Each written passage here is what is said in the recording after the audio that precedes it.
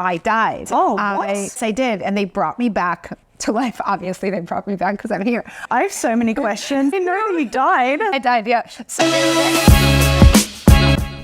Hello and welcome back to the She Leads the Way podcast, where we celebrate women in business and women in life. I'm your host, Nikki Bedford, and on today's episode, we're joined by Anna Fishbeyn. She is a director, a filmmaker, an actress, a speaker, an author. She's also the star and director of Galaxy 360, a women's playground. We're actually at the premiere this week, and it was absolutely phenomenal. I was laughing the entire time. She's also the creator of Ontario World, which is a new feminist platform. And today we're going to talk about the world of entertainment, Anna and her career and her life, as well as what she's done within the female empowerment space. Anna, welcome. thank you. I'm so excited to be here. And I was so excited you were at the premiere. Oh my God. It was really great. It was so much fun. Like, I actually didn't really know what to expect. But when I came, and I just felt like it was, you know, this world turned on its head from a female perspective, and it was great. So tell me a bit about it. That was the goal.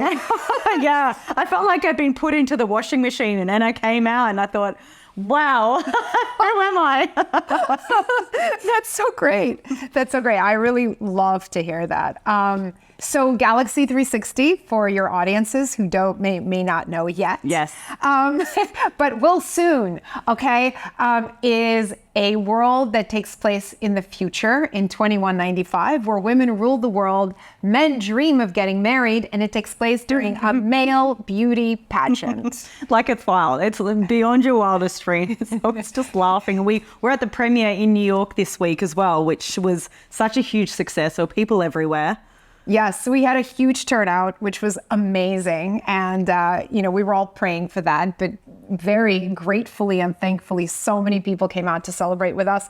And it was just an amazing, night with people being on fire and guests dressed up in their sparkly, beautiful clothes. And Nikki here was gorgeous. Thank you. In this beautiful red dress. And, and everybody went all out. Yeah, they So did. it wasn't like a small thing. It was a huge thing. It absolutely was. And I required a dress code, so you couldn't even enter our premiere if you weren't wearing a sparkly, exciting, glamorous outfit. So it was really awesome. So tell me, so we'll go more into, I guess, you and within the entertainment world, but take us back. Tell me a little bit about your background and how you made it into the entertainment space, because it's an incredibly competitive environment and a very creative one. So tell me a bit about yourself. Oh, wow. So the story goes all the way back. When I was born at 3:33 in the morning. No, right? When I was back in Russia. And I was a farmer at 5. No, I'm just kidding. I'm just kidding. Back in the old country when I was a farmer. Anyways, I know for people who don't know, I was born in the former Soviet Union, and my parents brought me to America as a child. And a lot of people don't know is that I was a performer in Russia, and I loved performing, and I was a singer for a major Soviet choir, but I was just a kid. And then my parents brought me to America, and I couldn't speak a word of English, and they said, oh my goodness, really? Yeah, and none of us could speak a word of English. And we just sort of arrived wide-eyed and America, land of the free, flowing with milk and honey, that kind of thing. All the cliches. We were very excited to be here. We came from a world that was very closed and censored and not free, and suddenly we were free. And my parents said, now you have to give up all of your dreams of being on stage, and you have to become a computer scientist or a physicist or anything. That is so far removed from what you're doing and who you are as a person. Exactly. And so I had to, as a little kid, I had to give up that dream. And I dreamt of I dreamt of being on stage all the time, and I dreamt of singing on stage all the time, but I had to sublimate those dreams. And that thematic followed me everywhere. So like in high school, instead of trying out for the school play, I was taking AP physics and getting straight A's. And it's true, like my parents raised me, you know, so well that I ended up getting all straight A's, and I ended up speaking at my graduation. I ended up going to Ivy League institutions. Good on you. Congratulations. A super intellectual who did not use any of her intellectual abilities to be in this world. I mean, that's a, you know, of course, I used some. You would have to. A quarter. You'd have to. Don't dumb yourself down. No, exactly. No, I'm smart. I just don't have to use it that much. You know, like when you're an intellectual, you read all the time, and you know, I did a PhD at Columbia. And so I read so many books, and I read them all the time. And then suddenly I decided to be in the, you know, in the entertainment industry, and nobody knows what those books are or cares. But it also just takes such a different skill set. Exactly. And also in academia, you're sitting around, if you're reading, you're basically sedentary. Yes. And in the acting world, you're moving, you're using your body, you're dancing, you know, you're alive. As opposed to, I will finish that sentence. So went in a wrong direction. You know what I'm saying, people? Bye, people. You know how that is when you're at an interview and you go in the wrong tangent. Let's bring it back on track. Oh, the dream came true. Okay, I'll tell you how the dream came true. So I spent most of my, you know, young life doing all these intellectual things and getting a PhD and writing a novel and working on all that. And I had children during that time as well. So I was doing my MFA in writing and doing my PhD and giving birth to one baby after another. Gosh. And then during the second C-section, I had 2 C-sections, and during the birth of my son, in the middle of the C-section, I died. And yes, I did. And they brought me back to life. Obviously, they brought me back because I'm here. But they had to bring me back to life. And I died, and they told me that. And it was one of the most sort of traumatic but exciting events in my life because... Not at the time. Right, not at the time. Although they give you a lot of morphine, so when you wake up, you're uber happy. Did you know that? I have so many questions. I was not expecting it to go this far. I didn't know this part. I thought you knew this. No, I didn't know you died. Yeah, I died, So I died. Oh, sorry, I have a question. Oh, sorry, I'm laughing so hard. When you died, did you see anything? You know. Yeah, I did. Yeah, did you? I did. My body floated above, and I saw everybody getting really stressing over losing me. So my pulse went under, and they had to resuscitate me. So you were being lifted. Yeah, I was floating above all the mayhem. And I just remember everybody, you know, screaming in my OBGYN, screaming at the residents. Oh my goodness. You know, because what happened is they gave me too much anesthesia, and the anesthesia basically affected my heart, and I felt like I was having a heart attack. And I said to my ex-husband at the time, I love you, take care of our 2 children. I'm dying and I'm okay with that. And I was literally said that. I was like, you take care of them. So that I gotta go. I was like, I got to go. I have somewhere to be. An appointment. I am leaving. With the big man. Exactly. Or the big woman. Well, the big woman, of course. Right, of course. The woman. So this moment was very significant in my life. Yes. And when I woke up and I held my little adorable blonde baby in my hands, I looked at him and I said, okay, baby, if not now, then never. Mommy's going to be an actress now. Wow. So that was the moment. Why was it at that moment, do you think? Do you think that you thought to yourself, why am I doing things that I don't enjoy when life is so short? Yeah. Yeah. Yeah. It's truly, you know, you would think to yourself, you'd wake up from that near-death experience and you'd be like, I'm so happy to be alive. No, not this girl here. Anna woke up from that, was like, oh my God, I got to get on stage.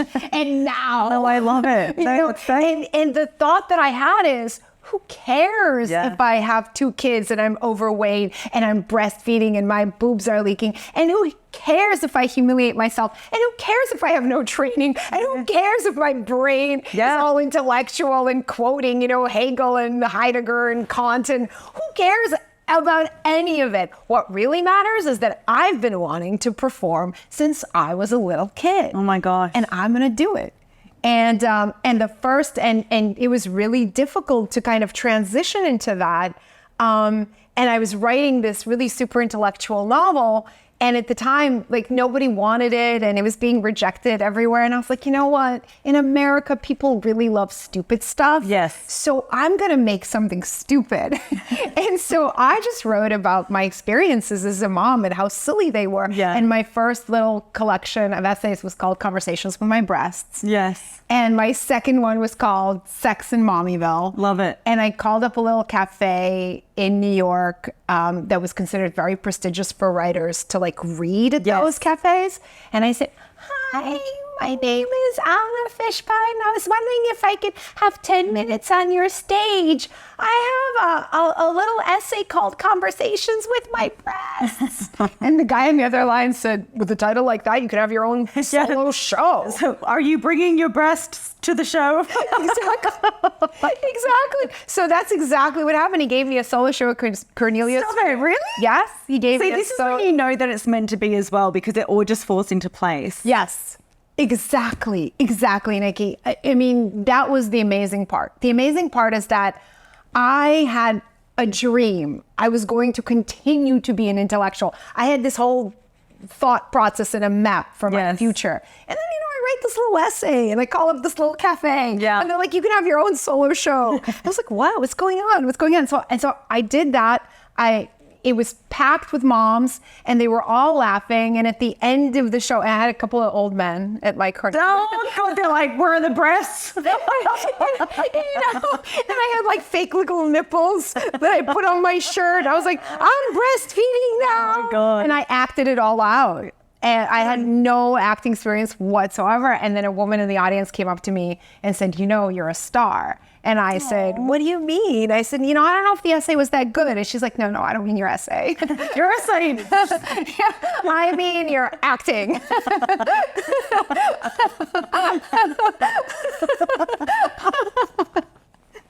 Well, at least you got something. I was like, what? I was like, I'm an intellectual. You don't know where I've been. I come from Colombia. This is good schools right here.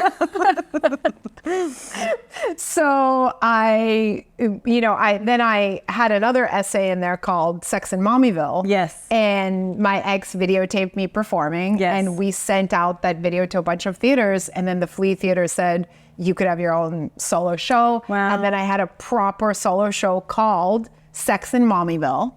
And before I knew it, before I could like blink an eyelid, like 12 feature stories were written about me.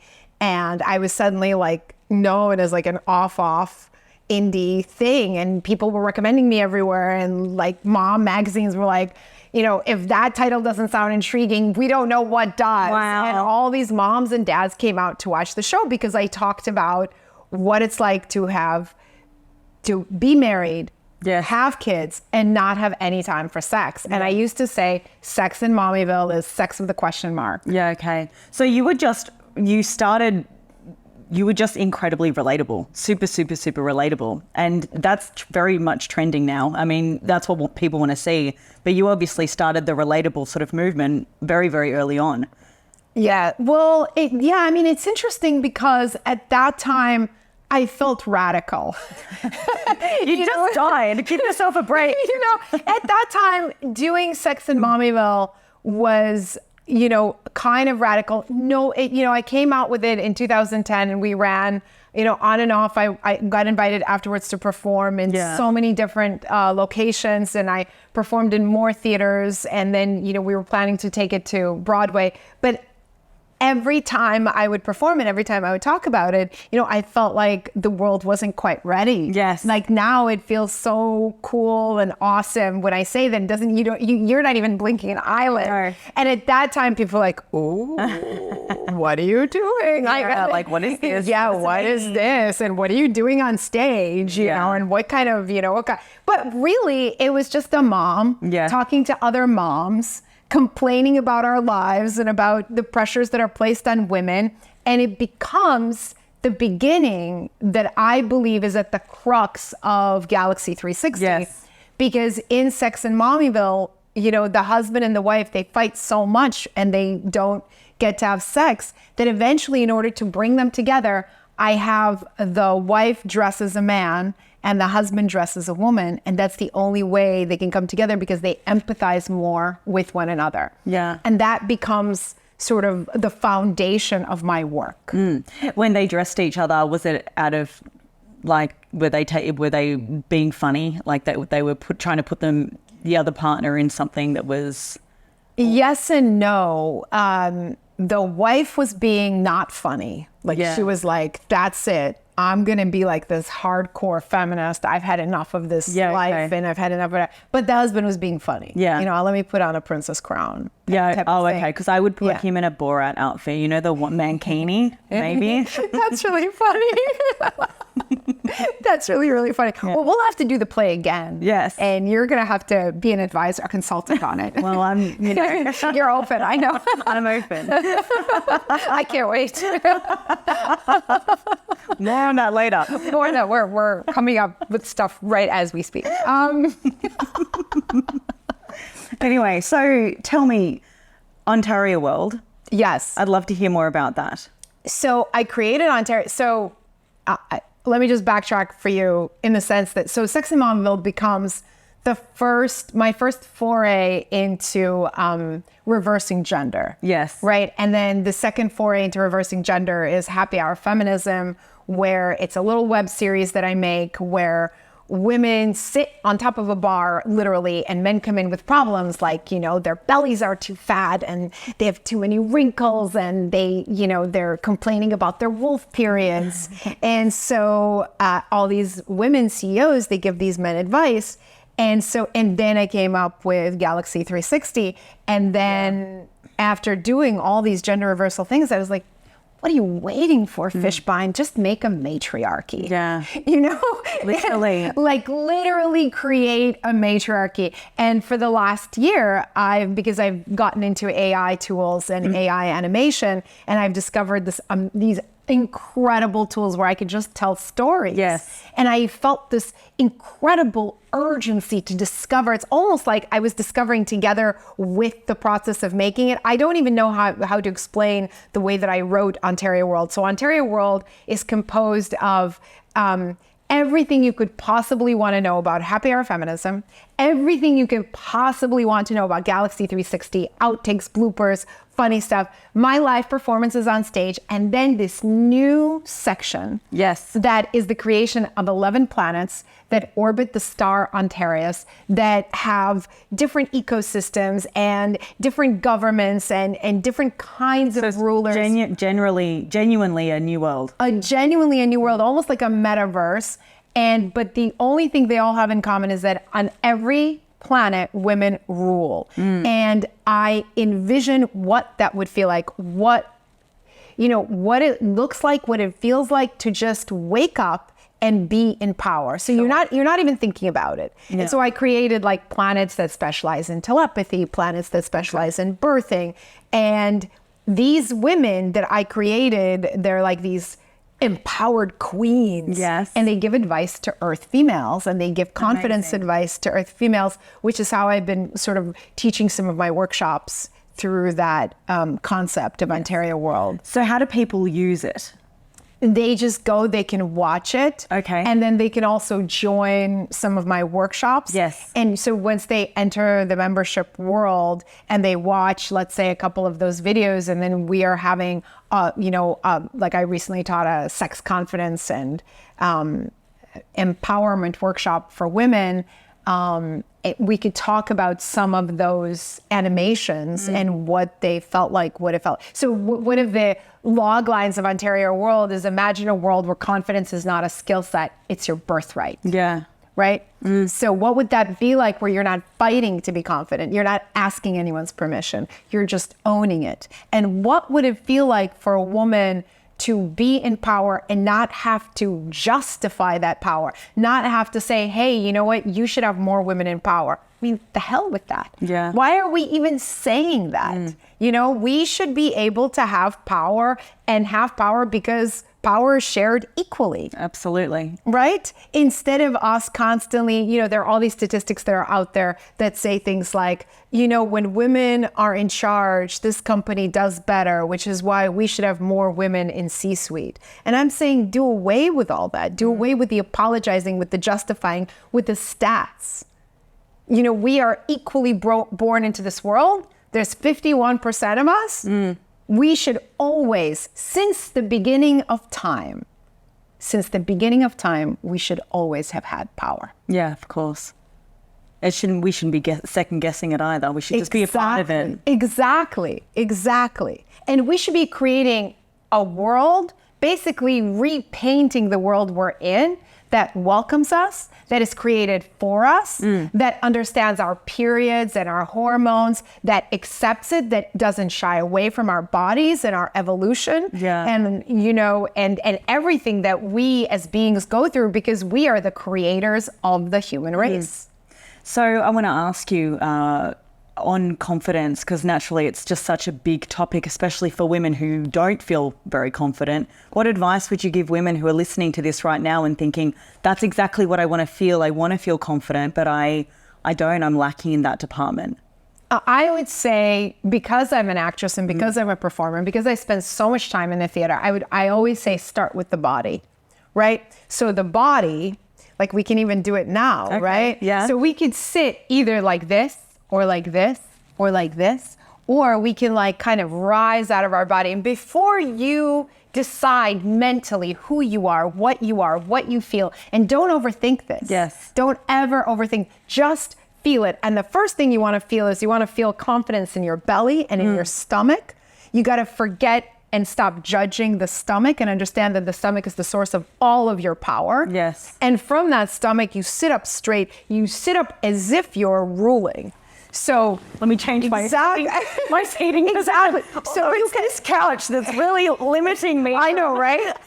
Wait, but I'm trying to be like casual chic with my position, but there is an air of confidence to it, right? Yes. No, but just now when you straightened up a little bit more, right? Like the body experiences it. We as women are told so much about how we should sit. Yes. And how we should be, and what's cool and what's not, and what's elegant and what's feminine and what's sexy and what's this and what's that. And I like to say, the first thing I like to say is, let's begin with power. Yeah. What would it look like? What would it feel like in your bones and in your body? Forget everything you've ever been taught and forget everything you've been told about looking pretty, right? Yes. Because pretty is this. Right? Yeah. And power is like this. Yeah. Right? And and this. And it's also this. Yeah. So I'd say the first thing, the easiest thing, and almost like a thing that can be done early in the morning upon, let's say you're going to a huge meeting. Yeah. Just pinch yourself to straighten up. Yeah, that is actually something that I've always done before big pitches, big presentations. I began by going to the bathroom before the meeting, and I would stand like this. This is when I got nervous about meetings, and I would just, because it's called the Superman pose. If you stand like this, then it is, and it just gives you that air of confidence. But it's just, and then you go in with your chest puffed out and you're like, I demand whatever I'm asking for, or this is me. And being able to exude that level of confidence demonstrates that you belong here and you know exactly what you're talking about. And, you know, here we are. Exactly. And you know, like, it's funny because I was watching The Wolf of Wall Street last night. That is my favorite movie. I love that movie. You know, one of my favorites. It's a great movie. Yeah. And I was thinking to myself, look at these guys. I know. Because it is guys. Yeah. And they're dominating. But one of the critical things about that movie is that they make it all up as they go along. I mean, they're making up their confidence. Yeah. And they're pumping each other up. But they're so into it. They just, they're just frothing and excited about, They believe it. Yes. And it's Ponzi schemes. Yes. And so many of the women that I meet have so much to offer. Yes. They have so much strength and they have so many achievements and they have so much power. Yes. And there are these guys in the Wolf of Wall Street and they're just like these Ponzi schemes. And I'm thinking if women did like 10% of what the men in the Wolf of Wall Street do, we could already rule the world, right? 100%. Yeah. So, yeah. Yeah, no, that's hilarious. Apropos, I was watching the right movie last night. I loved it. Yeah. I did love it. I love everything about that movie, but I love the energy that they bring. You're totally right. They're sort of like, should we charge them this much? I don't know. Let's do it. Are we all in? Yes. Yes. And, it's interesting because I then watched Jordan Belfort. Yes. Like I watched his actual Instagram and his videos. And he talks about fascinating things like, I mean, in acting, you don't think about it because if you're playing a confident character, you're embodying the confidence. It's a different way to approach it. But Jordan talks about tonalities, and he talks about how to make a sale. But essentially, every time we women pitch a project, or we are working on a new film, or we're working on a new anything, right? We are selling. Yeah. And everyone, we're selling ourselves, we're selling our project, we're selling our skills. And he talks about, well, you sound sincere, but then you sound really excited and confident, but then you're sincere and then you're confident. He's saying that you should be like that? Yeah, that you should constantly switch tonalities because if you don't switch tonalities, it can be aggressive. It can be boring. Yeah. Either aggressive or boring. If you're too sincere all the time, you're boring. If you're too up high, you're too aggressive, and it's also boring because the human ear gets accustomed. Yeah. So I thought, great advice. So Galaxy 360, oh my goodness, what an absolute movie. I loved it when I was there. I loved being at the premiere in New York. But you've also got some exciting news as well. So the exciting news. Yes. The exciting news is that we had an article that came out yesterday in Film Daily News. And I was really excited. It's a website that gets over 2 million hits per day. Oh, wow. Whatever. And everything was going funnily. We were in the lifestyle section. And then this morning, I just got news from Film Daily that because we had so much traffic to that article that said that Galaxy 360 is revolutionizing gender roles. Oh, wow. That is the title. Yeah. Oh, that's so incredible. We now landed on the front cover. And we are trending. Oh, well, we are officially trending on Film Daily News. And I just, honestly, that was amazing. Congratulations. Thank you. Incredibly well-deserved and such an important topic to be sharing as well. Thank you so much, Nikki. I'm so excited about this. Well, it seems to be just the beginning though. It was only just released yesterday and now it's just going to catapult from there. I feel like there's just going to be an absolute explosion. You're going to see you everywhere. I'm here with a celebrity. Oh, that's so sweet. I'm getting red now. I'm blushing. So, Anna, lastly, tell me, what is the best piece of career or life advice you could give to women that are listening now? Well, I would say, it sounds like such a cliche to say, have faith in yourself. But this film and this project has been such a long road. Yes. And along the way, people really, don't believe in you. Yeah. And you end up not believing in yourself. Yes. And one of the things that I've discovered is that I need to keep that faith engine going. Yes. I need to keep the belief in myself and my project and my mission going. And I would say if you're starting something new, make sure you're truly passionate about it. Because I was really, really passionate. I am still very passionate about the topic of women and women empowerment and gender equity. And this is a topic that's close to my heart. It gets me up every morning. And when I fail at something, or when something is not working quite like I want it to, and I'm experiencing challenges and obstacles, and this person doesn't want to go forward with this or that, and you get rejected, the one thing that keeps me going is like, okay, you're doing it for other people. It's not just about you. And it's bigger than you. It's bigger than you. Remember, it's bigger than you. And so I remind myself of that. And that helps me to complete a project, that helps me to put the project out into the world, to birth the project, and to keep at it, really. Yeah, good on you. So that is amazing advice. That is my advice for women. I love that. I love that. Well, thank you so much for joining us. It's been an absolute pleasure hearing your journey and hearing what you're up to now. I feel like this is really the beginning of something so, so, so big.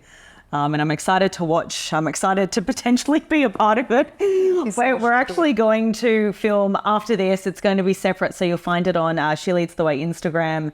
We're going to do a little bit of acting techniques to see if I would ever make it as an actress, and more. We'll see what we figure out. But again, thank you so much, Anna. Thank you, Nikki. I loved having you at the premiere. I loved being at this interview. Thank you so much. You're welcome.